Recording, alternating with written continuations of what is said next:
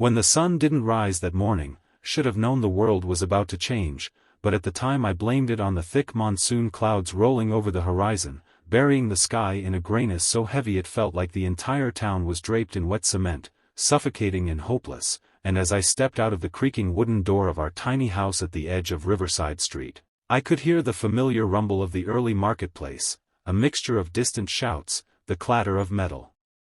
shutters, the hackles of vendors preparing their stalls, the chaotic orchestra that framed every morning of my 23 years, but something about the noise felt different today, strained, anxious, as if the town itself was holding its breath before a storm only it could sense, and maybe that's why my little sister, Amara, clung to my hand tighter than usual as we walked past the uneven row of houses whose peeling paint and rusted roofs told 1,000 stories of quiet suffering. She said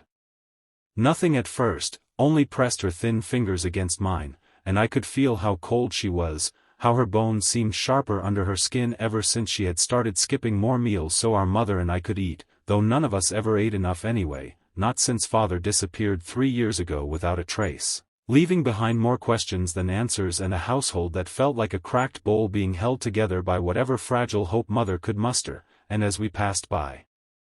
the shop where father once worked as a mechanic, I felt the usual tug inside me, the echo of a memory I wished I could silence, because I still remembered the way he used to whistle while polishing the old motorcycles he loved so much, the way the neighbors would laugh and say his joy was contagious. But now the shop was abandoned, its windows coated in dust, its metal door slightly open as if inviting ghosts back home, and I turned my face away so I wouldn't dwell on him again, because today was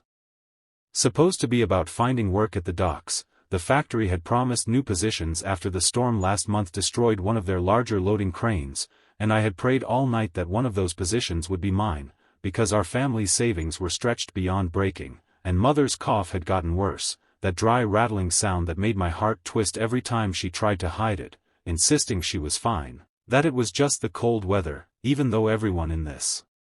neighborhood knew exactly what that kind of cough meant and what it eventually led to if untreated. And as the clouds thickened overhead, casting our town into an even deeper gloom, I caught sight of the men gathered outside Patel's cafe, the place where gossip traveled faster than the wind, and I heard someone say my name, Elias, in a tone that made me stop in my tracks, because people didn't usually say my name unless they wanted something or had something unpleasant to share, and the man who called me Mr. Hale, the butcher with the sunken eyes and large arms, waved me over with a grim expression that immediately set my nerves on edge, and he cleared his throat before telling me that late last night, someone had broken into the storage units by the harbor, stealing crates of imported supplies, food, medicine, and tools, and although I didn't understand why he was telling me this at first, I realized the terrible implication when he added quietly that some neighbors had seen a figure running in the direction of our neighborhood, wearing a dark jacket with a tear on the right sleeve, just like the jacket I wore every day, which explained the accusing glances from the men around him, and I felt the blood drain from my face as heat rose in my chest, because even though we had been poor our entire lives, even though I had gone hungry more times than I could count, even though desperation clung to me like a second skin, I had never once stolen anything, not even when it would have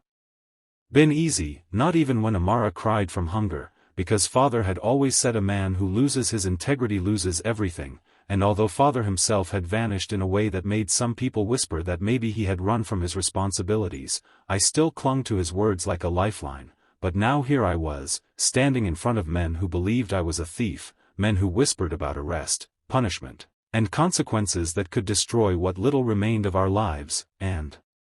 before I could even open my mouth to defend myself, Amara stepped in front of me with wide, tearful eyes, telling them that her brother would never steal, that he wasn't like the people who took from us, that he was the reason she still woke up with hope, and her voice cracked mid-sentence in a way that made several of the men lower their gazes, ashamed, and I gently pulled her behind me, telling her it was okay, that I would handle this, even though my heart was pounding so hard I feared it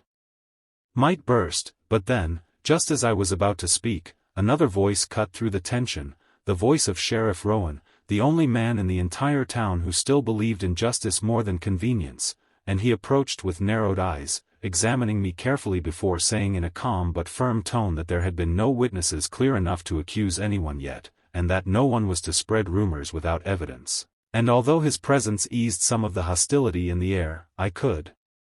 still feel the weight of suspicion clinging to me like smoke, as if everyone was waiting for the sheriff to turn his back so they could go back to doubting me. And as he walked away, he whispered that I should keep my head down for the next few days because trouble was stirring in the harbor, trouble bigger than a missing crate of goods, trouble that might involve the same people responsible for my father's disappearance. And his words hit me like a blow, leaving me dizzy with questions, but I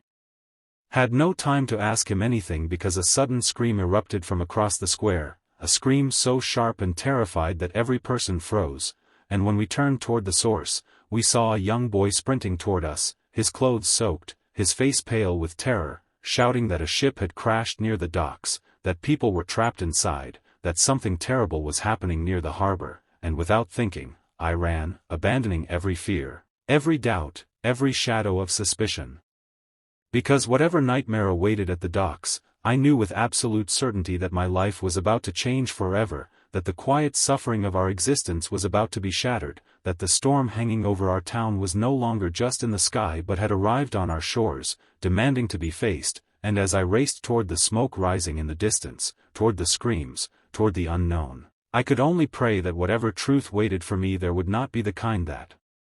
destroyed what little I had left, but deep down, a part of me already knew that nothing would ever be the same again after this day, the day the sun didn't rise.